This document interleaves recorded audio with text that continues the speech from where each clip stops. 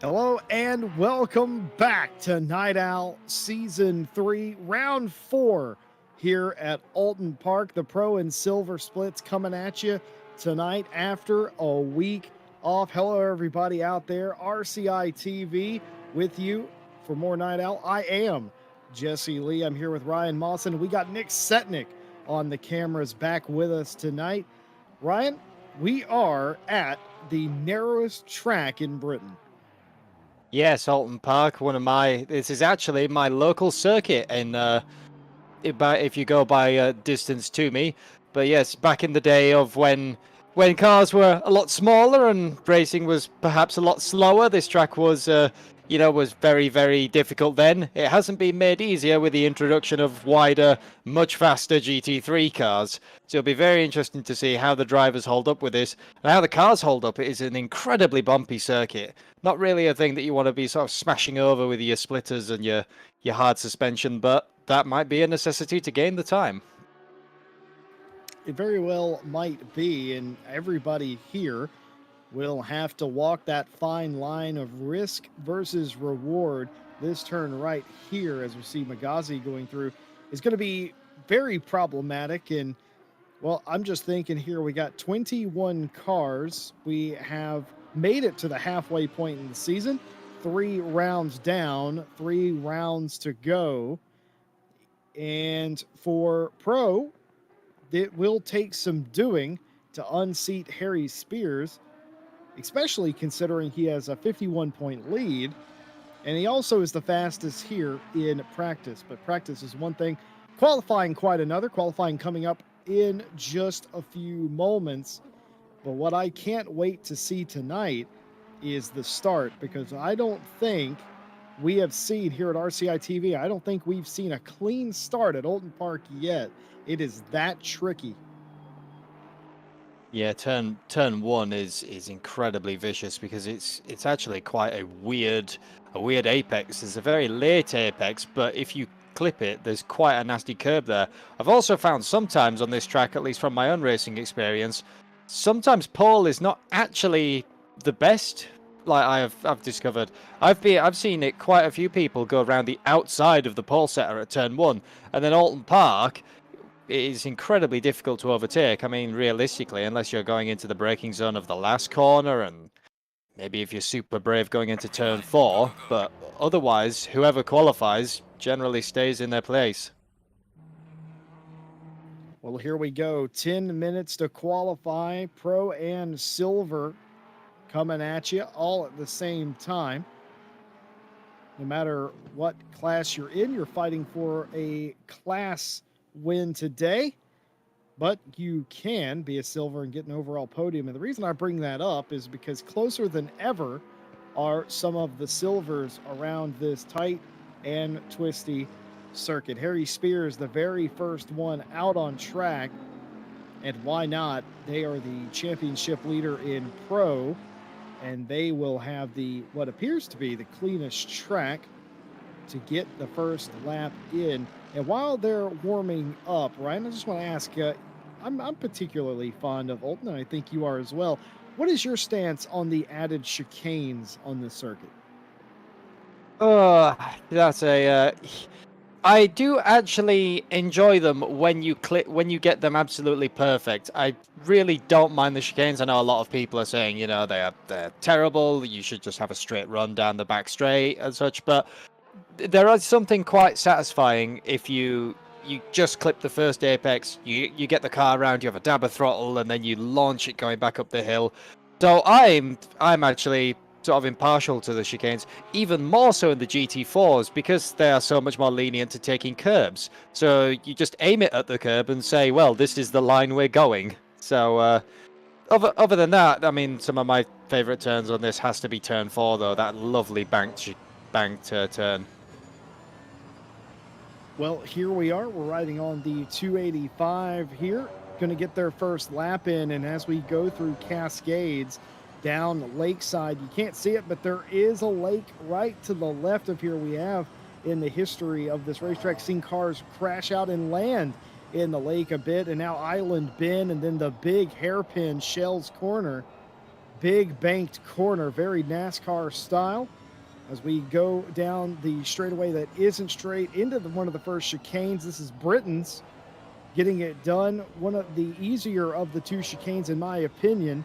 And now through Hilltop, climbing all the way, climbing, and then all of a sudden you're going downhill into Hislop's here. Hislop, the first part of this chicane, and then we're going to go to my favorite named corner, Knickerbrook, excuse me. And now Clay Hill, again, rising up, blind turn here. If something happens here, which it usually does, you don't get to see it through Clay Hill and Water Tower, and now into Druids. Druids, another blind corner. You're feeling for that exit. Thank goodness there is one. And now all the way, the long downhill to Lodge. And this isn't the final turn. Lodge is a hard right-hander, and then Deer Leap, the very short turn on the narrowing front straight, and that's a lap. And of course, turn one, Old Hall and the Avenue and Denton's, all technically named corners, though I always sort of assumed that they were all just one corner, but they're not. They're all different corners. And there you have it, a lap around Oulton Park, a very technical circuit. And it would appear so far that the provisional pole to beat in that has been set by Magazi, so that was an invalid lap. That's the other thing that we have to talk about is Oulton Park. It's even harder on the track limits. The ACC follows what is the British GT track limits at the British tracks, so at Oulton, Donington and Snetterton. And the British GT track limits are even more strict than the standard SRO. In standard SRO, so long as you have two wheels on the rumble strips, you are still good, so you can run all the way out. In the British GT tracks, as soon as you've put more than two wheels on any amount of the rumble strip, you're done. That lap is invalid, which means that turn one and especially turns 1 and 3 are absolute hell for getting track limits on. I have to agree. It is very easy to get track limits warnings, and why is that important? Well, if you get 3, well, you're going to have to come down pit row an additional time to serve a drive-through penalty, and that's the other constant that we have seen. As Harry Spears goes quickest, a 32.766, the quickest time so far, beating Magazi by a full second here. As we look at Sebastian Brunier in the 769, the Oberweisen Racing Club McLaren. He's up there in 4th place. He improves his time, but ends up getting knocked back to the 5th place position, 33.897 on his time. Lima going into 2nd place in a silver car. Still nearly 8/10 slower, and that's more like it. Solon's coming in 4/10 slower, but still quite a bit quicker. What does Laval have for Team PSR coming to the line? An improvement, indeed an improvement, a 32.643, good enough for provisional pole, a silver on provisional pole, 1 1/4 tenths over Harry Spears. It's very interesting to see the different cars' strengths and weaknesses, over this season so far. It's once again, British GT will have different balance of performance, and it's quite a track I've noticed that the Porsche does seem to be very, very good at. I'm guessing quite with the rotation it has. But in the race, you still really can't shake a stick at that, the V8 power of the Mercedes in a straight line. So it'd be quite interesting to see once they've got some race fuel on to see how it pans out. It's obviously one thing to qualify, another thing to have race pace.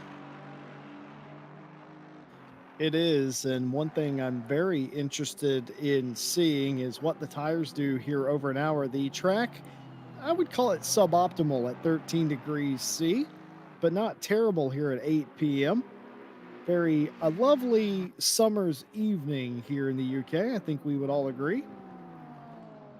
I think if we had 13C out, we'd be getting the barbecues out immediately. If it's in double digits, you know that summer has arrived. Very much so.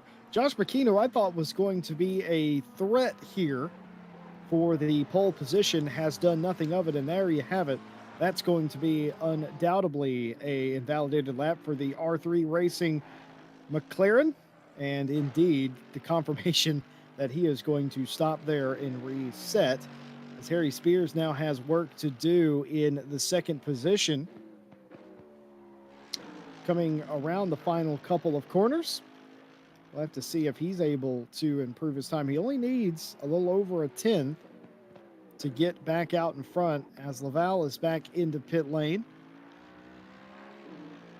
We'll have to see coming to the line. Is it good enough to take back over pole? It is a 32.415, 2 1/4 tenths quicker than Laval, back to pole position. Well, sort of normal service resumed. The one car we haven't seen set a time yet, which was quite the threat in the early stages of the championship with Mr. Spears, was the 199 of Anna. We've yet to see a time. That'll be interesting to see, as that's the other 2015 Mercedes in this field. The car of Lima's being the only 2020 Mercedes in this field, I believe, with them running in silver class. Well spotted there. I didn't even notice Anna was back in the race. Anna, of course, missed round 3 of the championship, and missing a round will doom your championship hunt. But quite the reason that Harry Spears has such a large gap is because the second nearest contender, Anna, missed a race, and that afforded Harry Spears a large gap.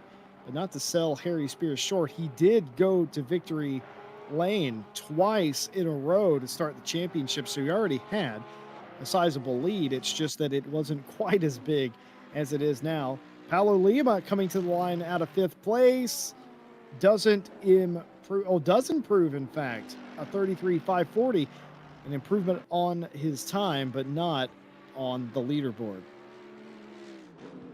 Yeah, we're noticing from 3rd downwards now is, as usual, Night Owl style. We are incredibly packed through the field as well, and we've got a lot of the people now. You're just coming onto the last laps. I think realistically, maybe the 427 might be the last car to cross the line for a valid.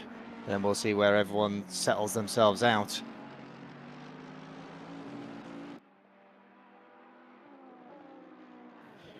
Flamger here, trying to set a quicker lap down into the 10th place position for Pure Racing Evolution, looking to improve upon their time.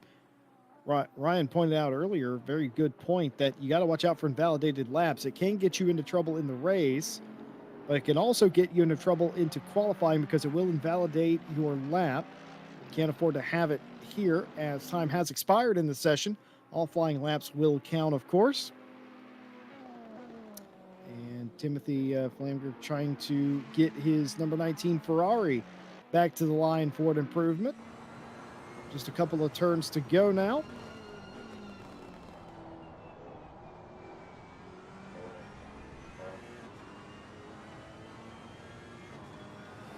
Hedge your bets here. What do you reckon? And a big improvement for Flamger, a 133.3, and all the way up to the 6th position. An excellent pickup late in the session. Now, this is the car I was curious to see if there could be an improvement. I expected McKean to be further up the field than 7th. What do they have coming to the line as one of the final cars to get a lap in? Is it better? It is. Up to 5th, knocks Seb Brunier back to the 6th place position. It'll be, it's kind of interesting to see as well. I expected the McLarens to have maybe a little bit more of an edge at this circuit, as we've seen most British tracks seem to do favour the McLaren, the British marquee, but more because in the real race at Oulton Park, this was dominated by the McLarens. If you remember as well, this was the first race of James Baldwin appearing, which was almost a pole for him and going out. But, you know, once I said earlier, it's one thing to qualify, but we'll see what the race pace of the cars add up to. Yes, indeed. Well, here is the confirmed results of qualifying. Harry Spears owns every sector. That's what the purple numbers mean. And going to be Laval in a second. Solns, Lima, McKean, your top five. Brunier, Flamger, Heilman, Yimaz, Knappen, top 10. Litherland, Renoir, Magazi, Dichek, Ziege, top 15. And Sizek, Kombu, Anna, Warren, Tunser, top 20. And starting shotgun on the field, didn't set a lap. Anderson will have it all to do today. 21 cars late in this season. Race 4 for Night Owl. Harry Spears has pretty much dominated the pro category, but silver, completely different story. Silver has been very competitive. Paulo Lima has a 4-point championship lead over Ryan Renoir, and it's only about another 15 points from Renoir to Stoffmeal in third place, and Yimaz only 2 points back in fourth place. Seb Brunier 5 points back of that, and then of course 2 points behind him, Giaro, then Kumpu, Litherland. But it's all fairly close there in silver from the leader in the championship all the way down to Giaro in sixth place. Anything can happen there, all to play for. Different story in pro, though. Cody Pride has a fairly massive lead. Well, not Cody Pride, excuse me. Harry Spears has a fairly massive lead, about 51 points over Josh McKean. Sizek in third place is some 20 points adrift. Actually, it's closer to 16 points adrift. Cody Pride in fourth place with that win in round 3 is a further 6 points behind Sizek in fourth place, and Knappen rounds out the top 5. And then it's a bit further back to everybody else. You have Gil, Magazi, Garcia, Anna, Moriarty, Nerajak, Jose Jorges, Warren, Muscat, and Toth. And that's all the points as they shake out, and just gives you a very simple overview on where they all are. We do apologize, we do not have our graphic to show you, but do bear those figures in mind because they could drastically change today.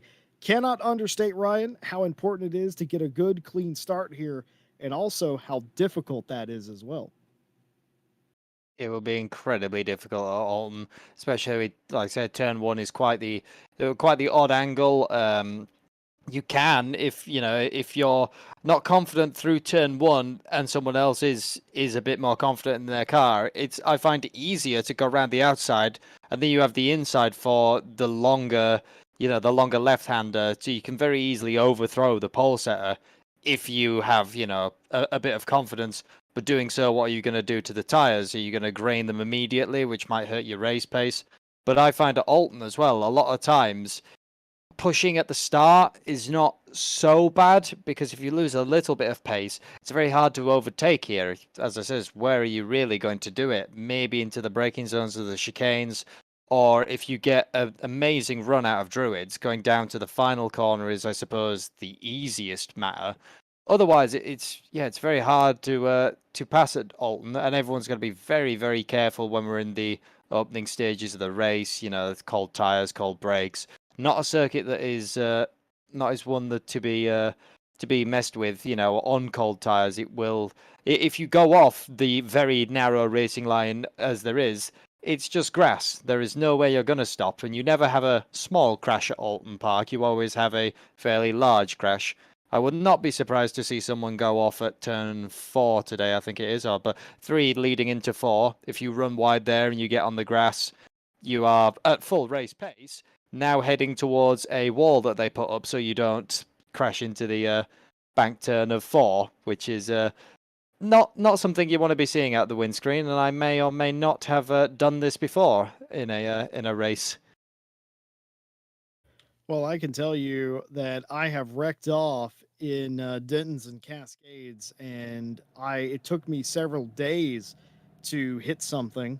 It's just the way it goes. There is a big area there, and I've also crashed in Lakeside and Shell's Corner, and it ruined my day immediately.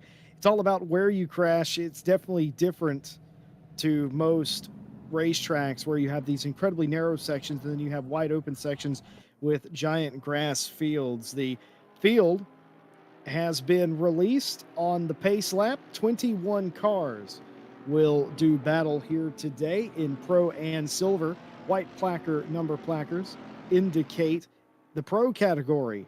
The gray ones are, as you've guessed it, silver, and everybody has an amber number 1 beside their car. There is a mandatory pit stop, 1 liter of fuel, the only requirement. We don't think anybody will take tires here today, but we have been surprised in the past, and we will have to see. 7:05 p.m. in sim time at Oulton Park. We'll be getting the green flag this time by 14 degrees C, no wind to speak of.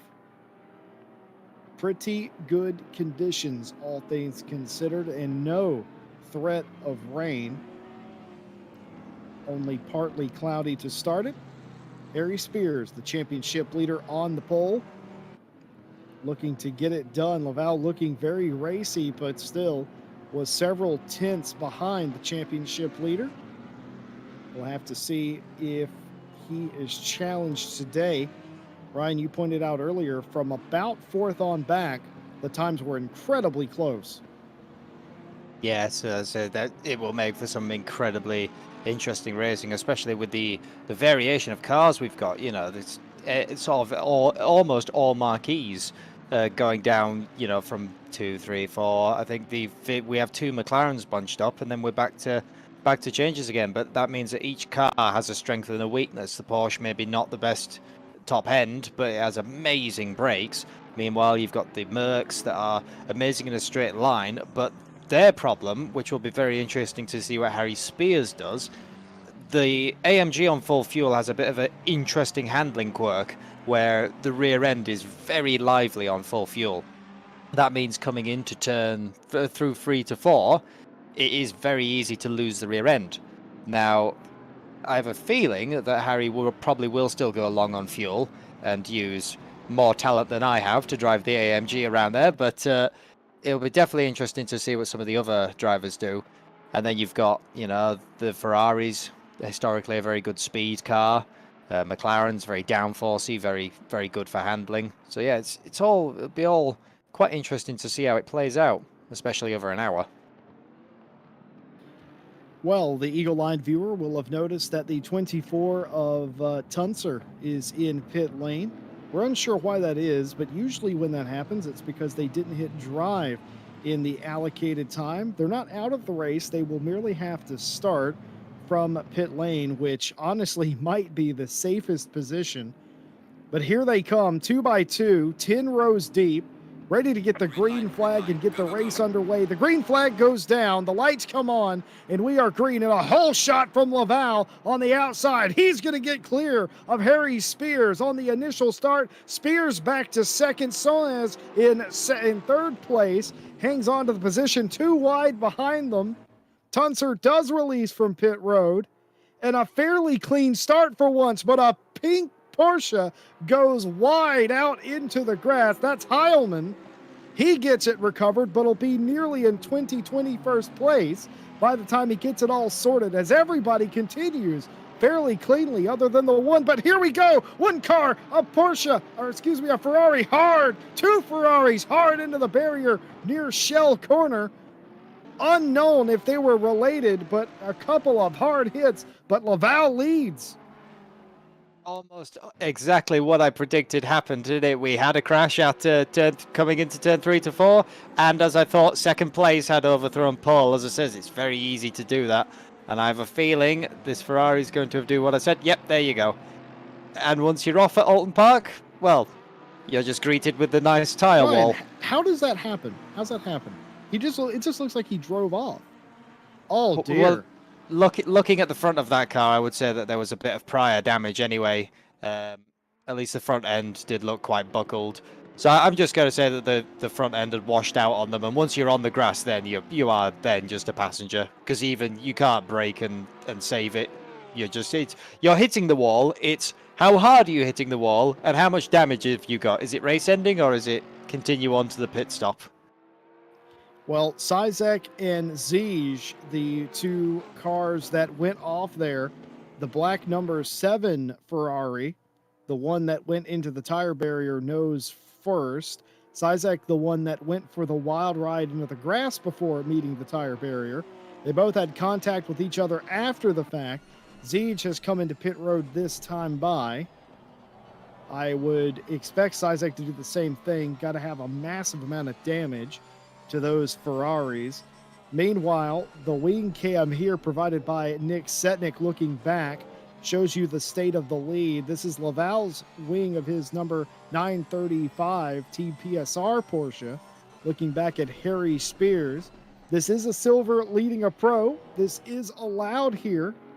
Nothing in the RCI rules says that a silver cannot win a race over a pro car. And this is, you nailed it, Ryan, that the outside was the way to go. Oh, nearly getting on the grass.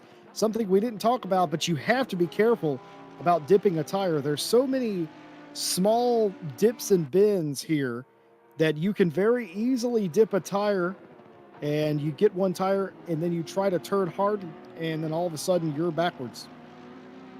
Yes, that and dipping off the track constantly. You know, you start losing tire pressure eventually. It's the chicanes as well. Maybe not as a large pressure loss, and especially turn one with the large curb inside of that. But you know, after quite a few laps of pounding round, they can start losing your tire pressure, which will then, you know, adversely affect either your car's handling or your lap times or both. But it's not when you've got to focus so hard on handling at Oulton Park. You don't want to be giving yourself any reason to do. As Harry Spears is off. He's done it. Harry Spears has gone off. He's going to escape by using the tire barrier as a chicane. He avoids damage. We're going to get a replay of this just as you were talking about it. Look at this. He just misses the turn. You can see it wiggle. He's on the brakes, finds the hole in the tire wall, uses the chicane, back into shell corner, and then holds up third place. But a bit of a reprieve for Laval leading this race early. And now Sones behind him will now be looking at making a move if he can. But excellent damage avoidance by the championship leader. Yeah, that was the Mercedes wiggle that I was talking about earlier, which sort of is saying to me that Harry Spears has got at least a moderate fuel load on it. That is sort of what the AMG does when you start putting more and more fuel in it. The rear end starts to become all sorts of crazy on that car. But I drove this car at this track for a small race that we did with our league, and I did the exact same thing. So as I says, I think it's Harry Spears needs to employ some of his talent. Renoir's off as well. That is turn one. It's also a vicious corner. Position surrendered, but perhaps brown trousers. But other than that, damage aborted there. Yes, so they're still in the fight for silver because there's not much of a gap between them and Lima. Not in the grand scheme of things. Not when you've got 54 minutes left of the race. Yes, indeed. We've seen a lot of drivers go off by themselves so far, but most of them now are avoiding damage at least. We saw Heilman earlier do pretty much the same thing. And here is the onboard Cam Litherland in the 861 X-Card Esports. He's following Flamger. He just saw Renoir, who was further up the road a moment ago, go off the track in that blue Lamborghini. And now, all of a sudden, he finds himself on, well, sort of in the middle, actually, because Dijek behind him is not too far away. So he's sort of in the middle of this 5-car battle.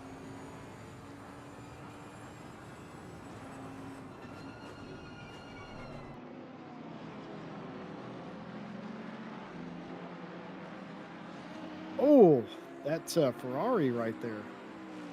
Getting a little of Dijek, getting a little sideways there. Everybody looking to be a bit unsettled on these curbs.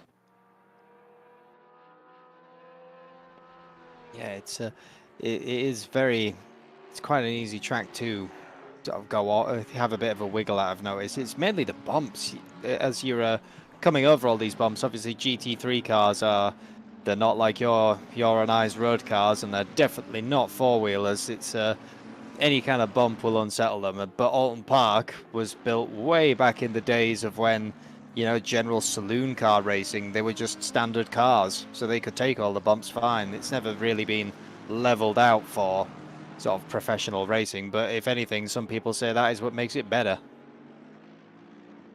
Well, it definitely makes it unique.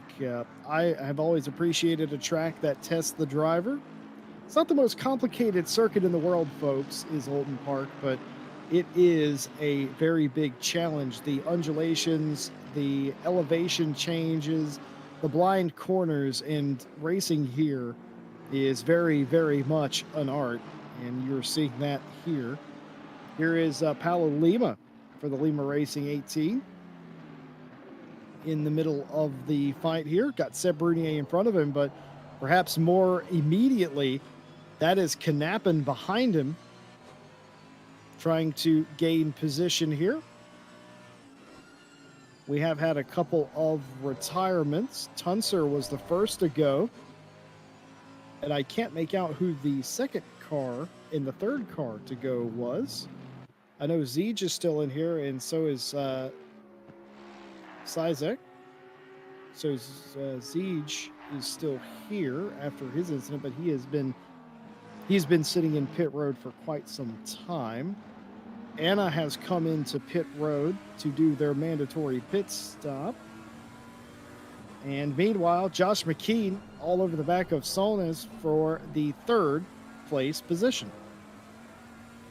Yes, and as we'll notice so far as well, that this is really going to shake up the silver battle, because Sones and Brunier are so close to the Paulo Lima, the championship leader, but so far they are, you know, they've fallen, but well, I'd say they've fallen back a little bit as I look in the background, and they're all over Sebastian, so we'll take that back for the brief moment. Well, Seb is known for his classy racing and not stopping people when he doesn't need to. But it will be interesting to see if he doesn't battle Lima a little bit harder here for the third place in the silver. Keep in mind, this race being led by the silver of Laval. So Bernier occupying up in fifth place overall, but occupying the third and final podium spot for silver. And Lima, of course, championship leader, off the podium currently. And Bernier being the one that I'm most curious about. Curious if he would attempt to defend a bit, but not quite close enough for that to become a reality for Lima. Yeah, it's as I said with Harry Spears, the car of Lima being the only 2020 Merc in the field, it does still suffer with a bit of AMG syndrome on the high fuel. So I have a feeling that's maybe hurting them right now when they've still got, you know, quite a heavy fuel load. But it'll be interesting to see as it plays out, you know, as the fuel load goes down, as people continue on. Because we've got the pit window. So we start seeing who's doing what. I have a very sneaky feeling that Harry Spears will be going long, but it'll be interesting to see what the Porsche of Laval's doing. I know if I was a Porsche driver, I wouldn't want to be running the fuel on that super low, because the fuel tank is in the front, meaning the less fuel you have in, the more sort of light and floaty your front end feels. Yes, indeed. I was watching the 935 the last time by, and that car over the bumps and over the curbs doesn't look very settled, despite the fact that they now have a 5.5 second lead. Now, after the little incident that Spears had, Laval had a 3.8 second lead, but that has ballooned out to 5.5. Laval being the class of the field, and immediately a bunch of cars in pit road to get their mandatory stop over with. Lima's in, Renoir, Anna back in again. Those cars ducking in to get their stops done. You have to wonder, Ryan, what is going through Harry Spears' mind right now. He was on pole. He got overtaken into turn one. Looked like he had the speed to hang with the 935. Had to take evasive action in the hairpin, and now all of a sudden can't keep up. Is that psychological, or do you think there's something with the car? I would put it more down to the car, just from my experience. The AMG is, as we've said before, it is a lot of the times it is the yardstick, it's the go-to, it's what you measure. A lot of cars off on ACC, you know, is it as fast as the AMG, for example?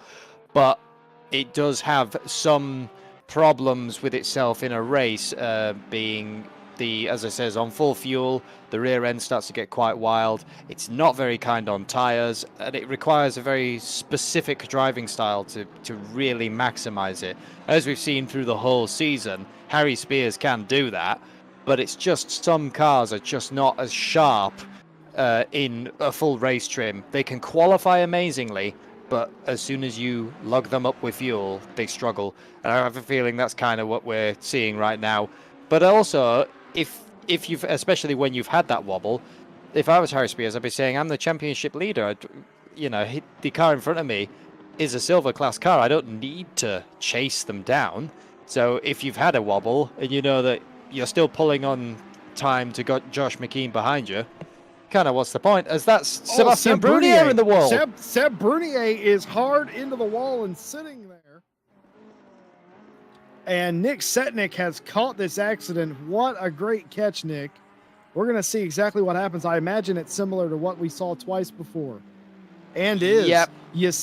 You can see the sparks when the car bottomed out and just couldn't stop. Massive impact into the wall. And that is going to be heavy damage to the 769 open visor car. Yeah, that car does look very sad. Luckily, he has at least crashed within the pit window, which is a bit of a saving grace. You can take it, your mandatory stop will go, and then you can salvage something. But that is very much a quirk of Oulton Park. I've seen it many a time, and well, we're seeing it exactly today. We're having a bit of a theme through each night owl race. Like Imola was the 1 hour of stop-go 30s. I think this is the 1 hour of going off at turn 3. Well, and here we go again. That wasn't turn 3. That was turn 2. They didn't even get to my turn 3. You crashed early, man. That's what I literally made that joke before we went green, that I've crashed off there and crashed off for days.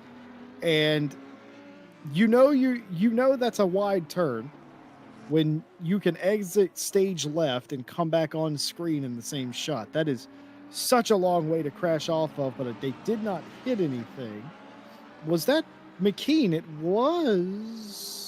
was indeed, yes. That was McKean. Yeah, the white and sort of luminous green of McKean. It is, that corner is pretty nasty. You have a very vicious dip, and then you've got to turn hard left. Maybe not the kindest on cars that require, to be very low and lots of aero, like the McLaren. I think if you stalled out the aero on the McLaren or give it a bit of a wiggle, it will sort of bite you and throw you off. But no damage, no foul, and not really lost much in the way of time. Not in the grand scheme of things, anyway. Well, I'm actually curious if that is a shortcut penalty. It shouldn't be a track limits, but I don't know. It might be because of the way that you go off, but there definitely lost time there, so perhaps not. Dijek is trying to get by Flamger still and trying to keep Magazi in the 34 Lamborghini behind him. And here we go again. Stizek is off. Major damage. And I'm going to assume the same thing. Too much speed in the kink. Yep. Yeah, indeed. Folks, it is such... the same thing as Seb Brunier. Almost identical. Yeah, And folks, it doesn't look it, but it is so easy to do. That kink is very difficult to judge. It doesn't look like it's as sharp as it is, and you try to carry too much speed in there, and the next thing you have one tire, two tires off, and then you're a passenger. Oh no, and you can't have that. You can't have that. you got to be looking in your mirrors, my dear boy. But yeah, the turn 4 is a lot of times. Oh, this is dangerous. Mind it.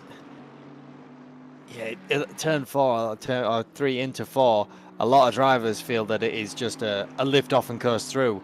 And I mean, maybe in some cars, on some setups, but I have always tapped the brakes going into it. It's just too dangerous to try and carry any more speed through there. There's a lot of more places where you can make up time on people. I find trying to extend it through through turn 3 to 4 is just not worth it.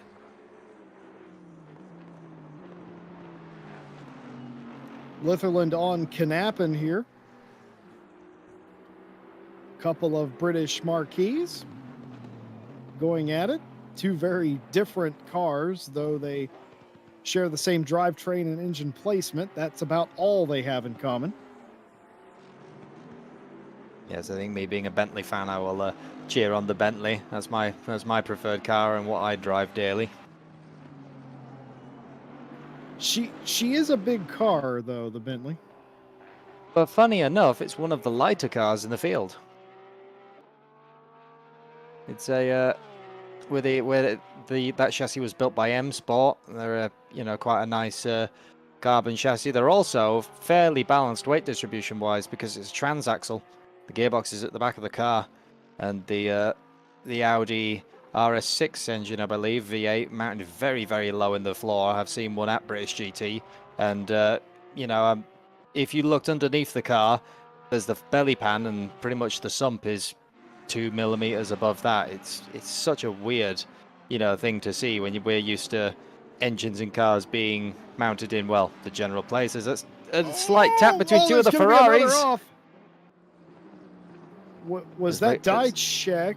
I don't know which Ferrari that is. I believe that was die check, as Magazi makes the best of that situation. And that wasn't die check, that was Flamger. Oh yes, it is the 19 of Flamger diving in. Well, like you say, if you're going to have a crash, make it an opportune one, and doing it in the pit window, and definitely doing it a couple turns before pit entry, also good. So what actually happened here? Was there a contact? Yes, indeed there was. Die check on Flamger. Flamger goes hard into the wall. Perhaps got a bit lucky with that, a glancing blow, but still a solid blow. And, of course, right before pit entry. So the scrapes continue, and so does this battle between Knappen and Litherland. Yeah, so far it's as it says once again, these two are in technically different races, the Silvers and the Pros, but every one of these drivers are racing drivers. If you show them a position, of course they're going to go for it. As Litherland breaking a little bit late into there, he's managed to keep it on the road, though. It's generally quite a nasty place to go off if you end up on the grass. Battle on pause, but let's see if they can catch back up, and then we'll know who has the pace over who. Something happened to Renoir here, I'm being told. Let's see. Going through the chicane. Did you get too much curb? Indeed. Too much curb. You can take a lot of curb, but the inside curb there can send you around. And in fact, it did unsettle the 732 Lamborghini, the UFFS racing team. And Renoir has had a day that was looking very good at the start and has completely come undone. But they're not that far behind, and they have already done their pit stop, and there was no damage there. As Laval now into lap traffic. How impressive would it be to see a silver driver win overall, and what a feather in this young man's cap it would be. And for PSR as well, it would be a very prideful moment, but we are ever so far away from the checkered flag today. Got to keep it up.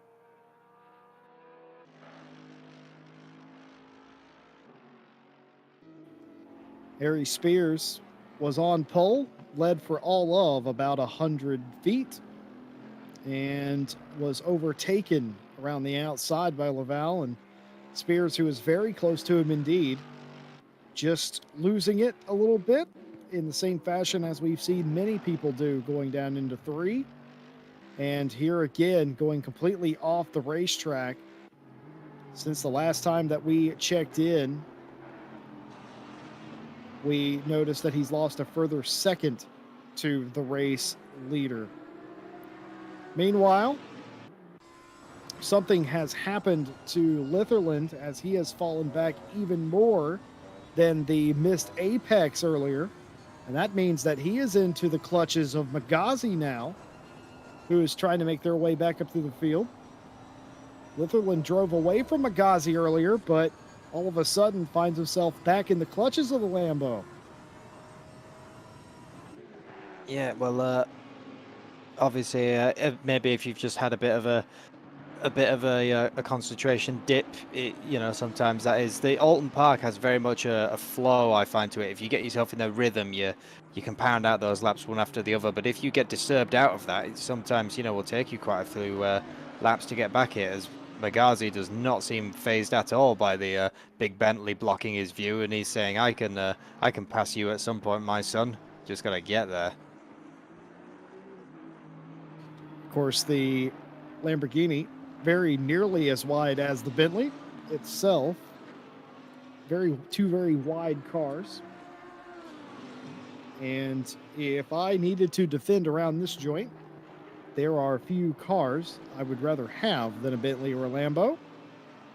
There's also few cars that I would want to have to pass than a Lambo and a Lamborghini and a Bentley as well. It has to be very difficult around here.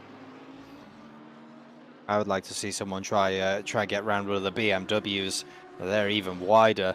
And the BM in British GT form, it's the balance of performance for that does seem to be speed. They just let the turbos roam free, which is just, it's crazy the amount of top speed that thing has around British GT tracks. I was reading the blurb for the British GT BOP, and under the BMW for speed, it just says yes.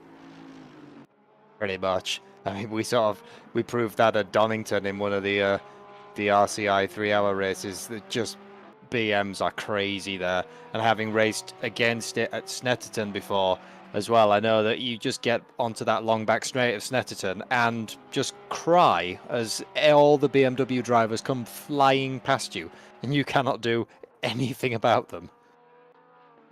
Herbert in chat confirming what we have been talking about, that you do need to lift sometimes through the kink, and even if you do that, you oftentimes hit the bump and it sends you off anyway. And that's very much the truth, as we see a couple of cars that have went off there spark right before they do get sent off. As Benjamin Heilman, also known as Broadcaster Stewie here at RCI, trying to pass the number 19 Ferrari. Both these drivers have done their mandatory stop. This is for position. I think Heilman here will likely end up being in the top 10, regardless if he makes this pass or not. Oh, no, he won't, because he's going for a half spin, is Heilman. But no damage again. The second time today that the Pork Elephant Racing team, or Pink Elephant, not Pork. My eyes are broken. I do apologize for that. The Pink Elephant Racing team, the 26, that's the second time that he's been off. The first time was a bit more extravagant, but no damage either at the time. And now Benjamin will have to catch Flamberger again. Yeah, as we mentioned it earlier, some of these curbs, just the drop-offs on the inside is scary, but you don't really see it until well, either you hit it or you're just coming up to it. And by that time, it's a lot of times too late. Turn 1, I've noticed, is historically vicious for that. People think that, let's cut a little bit, you just get a bit of a better exit, maybe save a track limits. And there is just the Grand Canyon on the other side of the rumble strip. Very quickly find yourself facing backwards. I was just thinking about it in my head right now, and I would very much like to see a pork elephant, but today is not that day. Paulo Lima is the leader on the road of the cars that have pitted for Lima Racing, the number 18 AMG. So, as far as I know, Lima has not been involved in any incidents so far. So fairly clean, executing their strategy to pit early. Remember, every driver has to pit in the box. And what happens to Sonez here? All on the inside of the curb, sparks from the back of the car, and tries to get on the gas, Ryan, and goes for a little bit of landscaping. Yeah, that's, once again, as we said earlier, these cars are very much, they are not regular road cars, and they're definitely not four-wheelers. The bumps here can be absolutely vicious if your setup is quite a stiff one, or you just catch them wrong and it just throws the car off.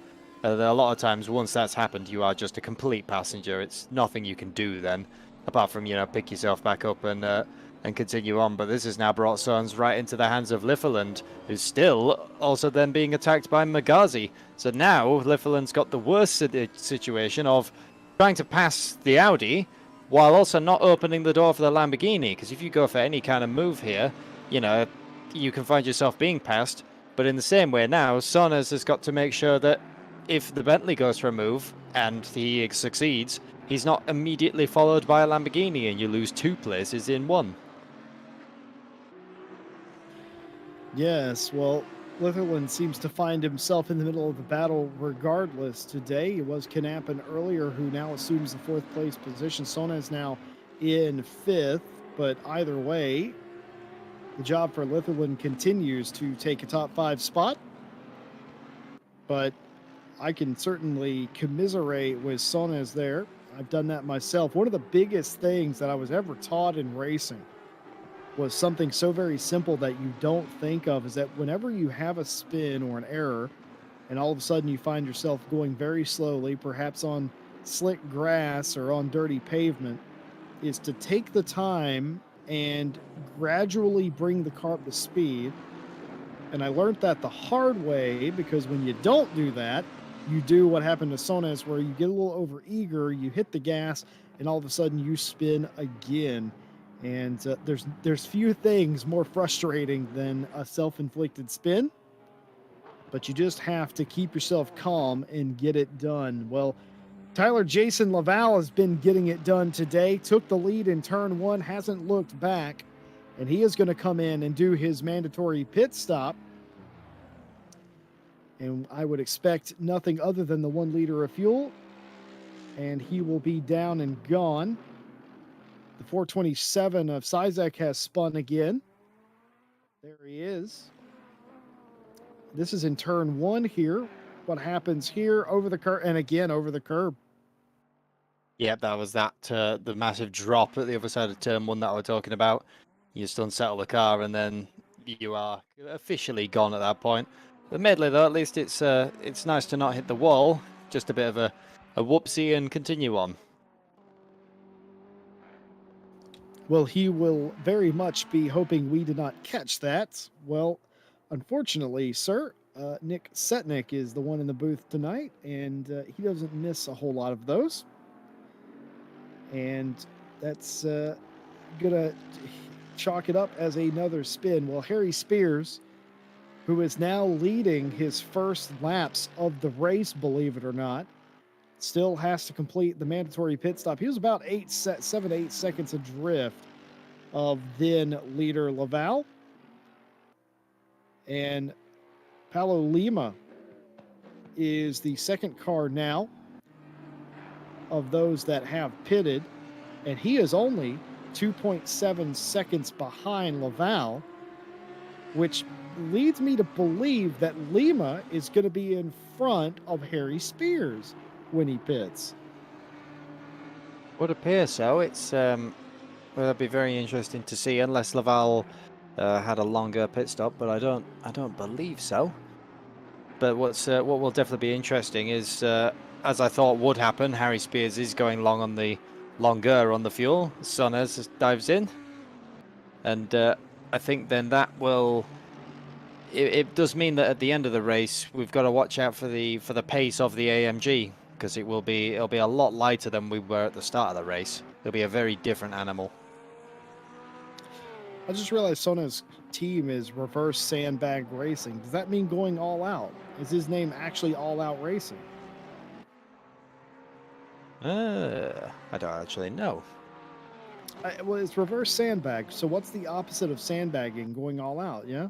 See, I did the maths in my head there. It wouldn't be an RCI race if Jesse didn't do the maths. Well, people, I have a reputation to uphold, and that reputation sometimes includes doing the maths.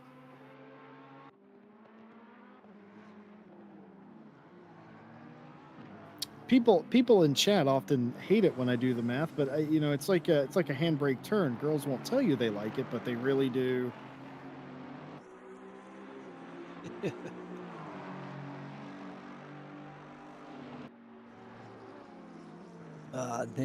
Nearly 15 minutes of pit window left, so we've got a lot of people running long on the fuel. It's quite interesting to see the different what everyone's strategies is, because it's a very strange track for strategy, going long or going short. It's it's quite car dependent, I find. I would have expected some of the AMGs to run maybe a little bit lighter on the fuel, just with the likes of the turn 3 into 4 scenario, but it doesn't appear to be phasing them. Nappin has a bit of a slide over turn 1. Nils Junes in pit excuse me, not in the pit, in the chat asks, has everybody been drinking considering all the spins? No, I don't. Well, certainly somebody has been. It wouldn't be an RCI race if somebody hadn't been, but don't drink and drive, obviously. And second of all, no, it's just a sort of a product of the track here at Oulton Park, really. We've come to accept that spins and bottoming out and hitting the dirt are going to happen. Those are all big contributors in a lot of these single car spins. It's a very technical circuit, a very sweeping circuit. You're bound to get it wrong at some point. And I bet you whomever wins this race tonight, they will even tell you that they had some errors in driving and they had to save it at one point or another. That is just a product of the racing here. And as the pit cycle continues, just want to thank all of you for being with us here tonight on RCI TV. We hope that you're enjoying the race as much as we are, and we invite you to like and subscribe for more GT racing content. Join us in the morning, less than 12 hours from now. The Jimmy Broadbent and Jardier present the 12 Hours of Bathurst live on RCI TV. Will be very interesting with GT3s and GT4s sharing the track at the same time. 12 hours of racing live starting here in the morning in the UK. Hope to see you there. Like and subscribe. If you subscribe and get notified, click that bell. You will get to see the start of the race. We'll all be there, and so will all of your favorite ACC stars. In addition to that, I'd just like to thank all of our partners here at RCI that make this broadcast and every broadcast possible. Race Department, AK Informatica, Speed Labs Raceface, and Sim Racing GP. Thank you guys for everything that you do, and links to all of those fine folks in the description. Less than 25 minutes to go, and I am none the wiser, Ryan, on how this is going to end. I think Lima is going to be... Oh, he isn't. Oh, no, excuse me. I think Lima will be in front of Spears. I just did the math wrong and then did it right again, folks, in case you're wondering. I think he will be. And I also think that Sonez will still be in 5th place despite what happened to him a bit ago as well. Yeah, well, obviously he's one just over a second behind Anderson, so that's an easy position gained. And yeah, Anderson is 8 seconds behind Kumbu, so that will promote Sones back up into at least 6th, and then with Litherland only slightly Laval slightly behind Litherland. Yeah, I would say that actually all ties out about right. It says it will be very interesting to see where Lima is come pit stop. The sun's going around the outside of Anderson. Yeah. Okay. Look, That long was time before turn 1. I indeed. I think by then, if you know different strategies, you don't have to, even if it is a fall position, you're not forced to race someone if you've still got your mandatory pit stop. There's sometimes just no point in racing someone and holding both of you up. You're just both gonna lose time. If you just let them by, you lose maybe half a second, and then just continue on with your strategy. If you know that they're not in your race, then does it really matter? Indeed. I think you are correct. I've received several complaints from women at this point saying that don't perpetuate the myth that women like handbrake turns. They, in fact, do not. They find it childish. Yes, you say that, but what you really mean to say is, yeah, I like it. Quite like a handbrake turn, is what you mean to say, but you can't legally say that, and we understand that. And that's all just fine. If anybody doesn't know what I'm referencing, obviously watch Top Gear. Watch old Top Gear, not old Top Gear. That's a whole different thing. But watch new old Top Gear. Anyway, Benjamin Heilman, or excuse me, Heilman. I always get that wrong. He's in a battle with Flamger here, getting a real good look at the engine works of the Ferrari. Can be a passing point if you get an amazing drive out of Druids down here. It doesn't appear so. It appears the Ferrari just has that little bit of an edge. But as you can see, the Porsche closes up so much on brakes, which was what I was going on about earlier. The strengths and weaknesses of each car, it gets really exaggerated on such a technical track like this.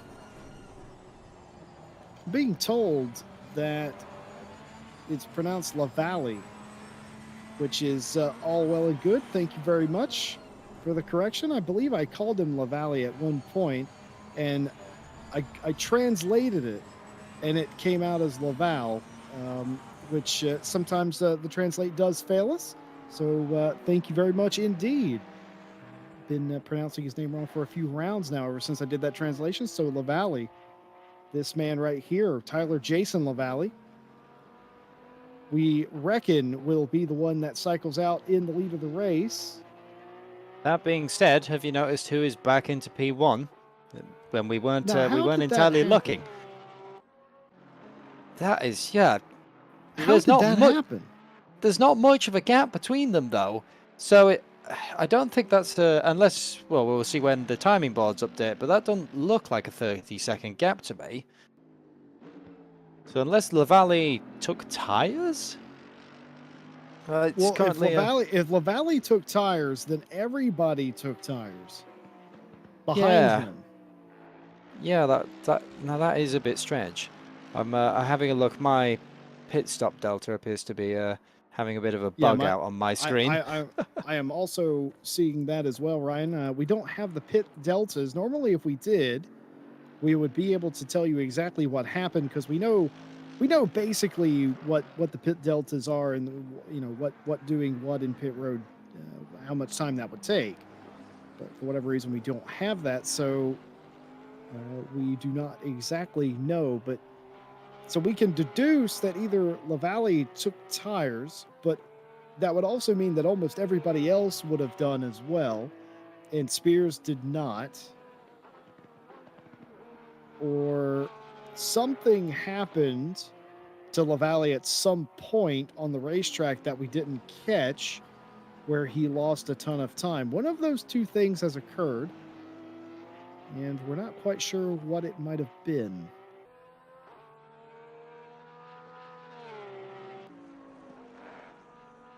Yes, because if I'm adding it up in my head correctly, if Lavalley was about 7 seconds ahead, and he's currently uh, about 20, almost 22, but that's, you know, that's not a full tire change, so that doesn't add up either. Very interesting, but I mean, as we dare say it, we say normal service is resumed, but the strategy that Spears has employed is obviously working out for him. Back into the lead, even though maybe we thought that he didn't have a chance at that. It's proved us wrong again. I'm flabbergasted, and I'm also being told, and I've been told this before, but I'm just a bit thick-minded. But Verena May's name, I pronounce it me, and it is very much May. So thank you for the reminder of that for the Diamond Drive Cup, which will return, of course, on Wednesday. That championship has gotten incredibly close and very interesting indeed. Of course, we have more than just the race on Sunday. The Monday British GT Championship, I believe, wraps up this Monday. Of course, this coming Wednesday, the Diamond Drive Cup continues. And of course, the season finale for the Friday GT3 World Championships end on next Friday evening. And of course, we will be right back here with you, Ryan, me, and Nick, with round 5 of Night Out next Saturday. But do appreciate anybody that is willing to take the time to help us pronounce some of the names. Certainly a lot of English-speaking folks, such as myself, we struggle with some of the names some of the time. As going to go off track there a little bit is Dichek again in the 77, still off, losing several positions.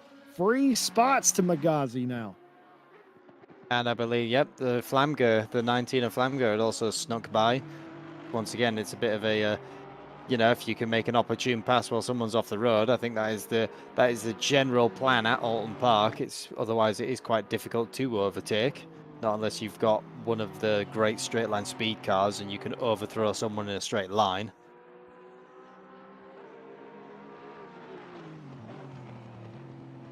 Speaking of speed car versus maybe a not so speedy car. Very much so. I'm still flabbergasted by Lavalley here, who has just run down McKean, who still has to pit. But I don't think there is enough time in it, Ryan, for him to catch Spears down again. But crazier things has happened as we ride on board the AMR sort of car, the Aston Martin of Brian Knappen, who is very, very diligently attempting to stay very close and maybe get a pass on the very pink Porsche. Yeah, as he says, we've got about 15 minutes left, so there's well, what we're going to say if we're doing 1 minute 30 lap times. Got enough laps left, but as it says, that is a very strange lead that Spears has just completely pulled out over Lavalley. Well, here's the thing, and here we go. Ryan, I have been doing the maths, and if Lavalley can catch Spears at the clip of a second a lap, which I believe he might be capable of, he could in fact pass Spears on the penultimate lap of the race. But first and foremost, he has to get around McKean. The best thing for McKean is for him to either pit or be let through. And here is that battle. And that has, of course, occurred. So very clean pass indeed for Lavalley, getting by McKean. So let's pay attention here. It's about 12 and a half seconds, the gap. We'll see at the line here as McKean does dart off into pit lane. It's 13.3 seconds now after the pass. If he closes down at a second a lap, he might have a shot on this man, Harry Spears, who has pulled out a remarkable feat here, gave up a ton of time nearly 10 seconds before the pit stop and somehow gains about 15 to 20 seconds more in pit lane, which normally would tell me that LaValle took tires. But we're not sure. But yeah, because a tire stop is a 30-second stop, so you won't expect a driver to come out of pit lane and be like anything less than 30 seconds. If they're 20 odd seconds, you'd think that's a bit strange. Maybe they just took a lot of fuel. But with 12 minutes of the race to go left, why would you? Not like we're going racing at Spa. Indeed, I'm being told by a source that may have more information than us that LaValle most likely refueled to 60 liters, whereas Spears was running on full fuel and only had to add 1 liter, and that might be the difference, Ryan, which would explain how the Porsche was able to run away from the AMG initially if it was low on fuel. That would sort of make sense. Ooh, hanging it out the outside is McKean. Under heavy pressure from the Bentley and then the Audi as well. Could be very careful not to lose 2 positions here. They're still side by side through the last corner. Oh, surely they won't go 3 wide. They won't, but still thinking about it is Sonus. Good defensive work from, to keep the Audi on the outside. Will he go around the outside? He's thinking about it. Oh, there's going to be a touch. He's off in the dirt. Still there, He's still there. Yep, he's done it. That is a long old way around the outside of turn 1. McKean demoted back to 5th. And that has given the Bentley quite a bit of breathing space, so they'll be quite glad about that. Well, all the pit stops is done of the cars that are still running, with 1 minute to go in the pit stop window and 11 minutes left to go in the race. Nearly 8 p.m. in sim time. No change in the track temperature or the wind here, as Heilman looking to get by Kumpu here. Kumpu, I think he's starting near almost at the back, I'm pretty sure, at the start of this race. But Heilman under fire from Knappen, who he just has been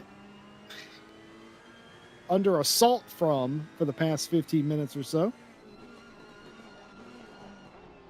Yeah, the action never stops in Night Owl as the normal as. We've had this pretty much all season. It's just battles never stop until the green flag drops, or until the checkered drops even.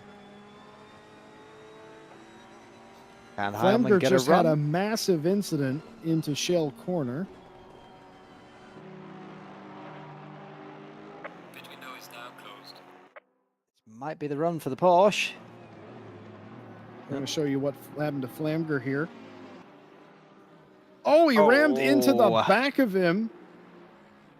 And you just can't stop and slam hard into the wall. So that was Flamger, a die check. Massive damage for both of those Ferraris again. Now, what's happened here? What happened to Knappen? That is very true. We appear to be missing. Something happened to the 40. Yeah, we appear to be missing a rather purple thing, and there's damage to that car, damage to the front end. Oh, we just caught the tail end of that. That interested to see if we can go back a little further in time. That is No, that is the last corner. That is not Druids. That is very much the last corner. I wonder if there was contact. I don't think we'll be able to go any further back than that. I think that's all we're going to have. But either way, massive damage on Knappen's car, and he pulls over, sort of letting the other drivers through. Sad end to that race, especially with only 8 minutes to go. Indeed, the TTV Aston has seen better days, but for Heilman, Kumpu in front of him. The promise of a 7th place finish very much still alive.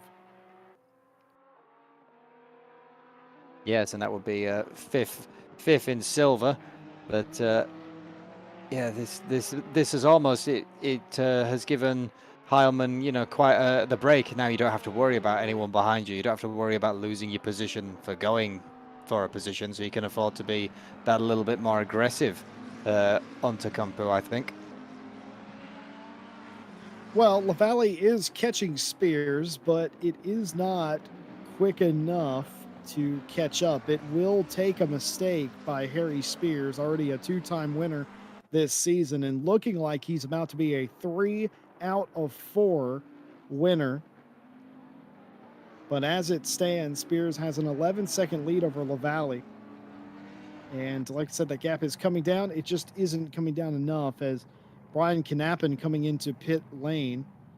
Unknown if he's going to get it fixed and get back out there, or he is just going to park it. It has been that kind of day, and something has happened to Heilmann. Heilmann thinking about going around the outside here. Difficult maneuver. Can't do it. Normal sort of line through here. Does something happen in the chicane? Yes, he does. He gets in there real hard, has to take avoiding action. No harm, no foul there. Not only did he not rear end Kumpu in front of him, he didn't damage his car. He just took the runoff or the straight circuit, the straight course. Yeah, there is at Oulton Park as well, which is sort of one thing you always get taught, you know, as you start your racing career. Never base your braking markers on things that can be removed. There's not a lot of markers around Oulton Park, and I know a lot of drivers. There's a marker pole on the right-hand side of the track that some drivers use. Thing is, if that gets taken out, your braking point is now gone. So yeah, that can happen. But Heilmann is thinking about the outside of turn 3. There's going to be turn 2. That's going to be a long old way. Thinks better of it. But you know, just putting Kumpu under a little bit more pressure, just sort of make him either force a mistake. You know, he's still got 6 minutes left to fend off this attack from the Porsche. And once That's again, a long old time. It 6 minutes. You think you can barely make a ready meal in 6 minutes, but whenever you're defending for your life, it seems like it's forever. But definitely looks like he has the pace, that Porsche. it's just so hard sometimes to capitalize on that at Oulton. It's, you know, short of your opponent falling off the track in front of you, as it says, there's only maybe a couple of really overtaking spots, which will be made sometimes a little bit harder in that Porsche versus Ferrari battle. Porsche's got good acceleration, but loses out a bit on its top end and has amazing brakes. But the place I would be going for an overtake is getting a run out of Druids going into the last corner. But obviously, if you're a Porsche and the Ferrari in front of you also has a good exit, you can't really touch them. You've just got to sort of sit there and wave as they drive away. Well, for the 23, it has been an up and down day. They have McKean behind them in a top 5 spot to play for here. This is not for position in class, mind you. And for LaValle, there is no additional incentive to win this race other than pride, as Sonas goes a bit over the curb and unsettles the car. Again, not for position. This doesn't count for extra points. But as a racing driver, it is a matter of pride. And trust me, if there were ever anyone on this planet, any sort of sports figures that had seemingly the most amount of pride, I would normally bet on racing drivers. Very fragile egos as well most of the time.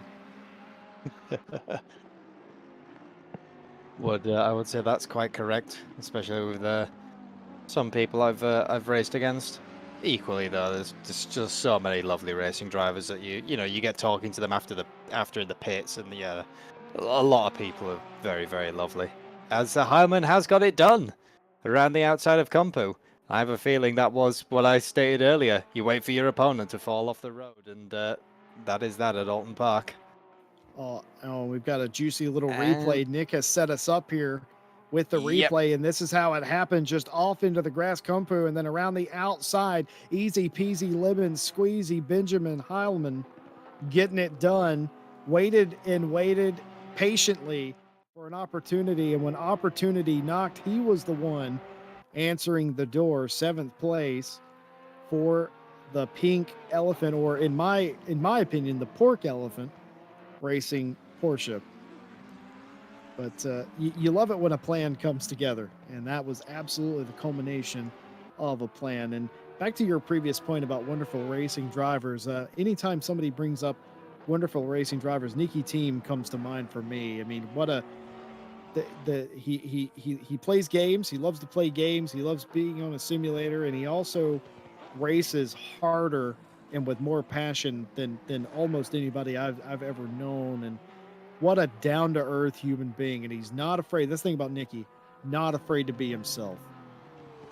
yes, it's always quite hilarious sometimes watching anything. You always sort of think as a team owner, you'd be thinking, are you sure this guy's on the same planet that we are sometimes? You know, you watch some of his stream highlights where he's mimicking the noise of the Audi gearbox compressor with his mouth, for example, but just then puts it on the track and just, you know, does some amazing pace. It's like, yeah, now we realize why we put him in the car, but still, just sometimes you think, is this guy on the same planet as us?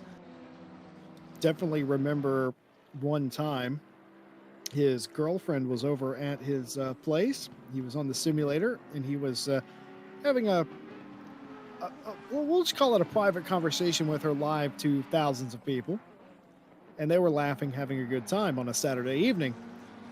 Except that his boss called him on the phone. That's right, his boss at Aston Martin Racing called him on the phone, said that he was watching the stream as he normally would do, and was saying, here's the plans for next week's race, and oh, by the way, here's my 2 cents on your love life. And I thought that was a very impersonable relationship to have with the driver team. You don't see that very often these days. Normally teams and drivers are largely disconnected, and Nicky just isn't one of those. He's very very in tune, but doesn't look like it's going to be on for Sons today. Once again, the Audi playing up, very nearly losing him another position, or it could do, in fact, because that's not, or can't do, I should say, because that is not for position behind him. But McKean up into the 5th place nonetheless.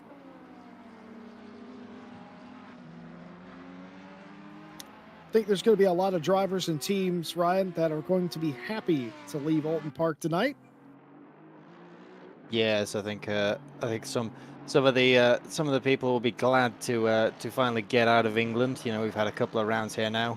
We'll see where the tour takes us next. But yeah, I can imagine leaving Oulton Park. It might leave a bit of a sour taste of England in some people's mouths. Well, for some of these drivers, actually for a lot of these drivers, I've just noticed, they will be at Bathurst tomorrow. Come check us out in the morning in the UK.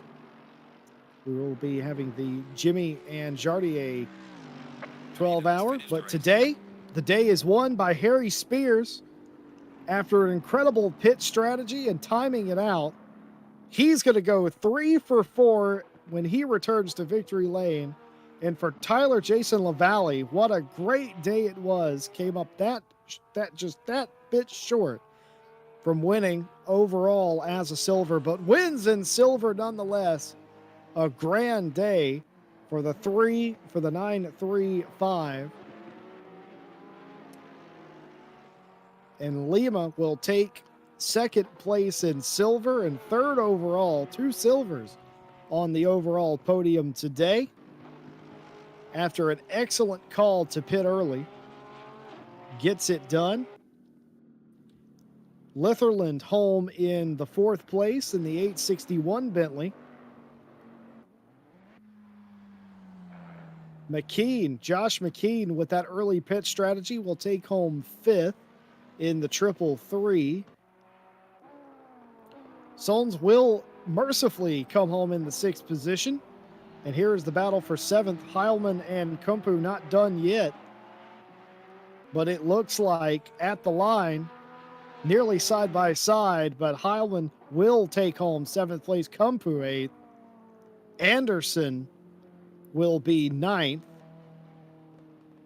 Someone has, oh no, yeah, somebody has left, so the results look a bit estranged, but here are your final finishing positions. Spears wins over LaValle and Lima. Litherland and McKean round out the top 5.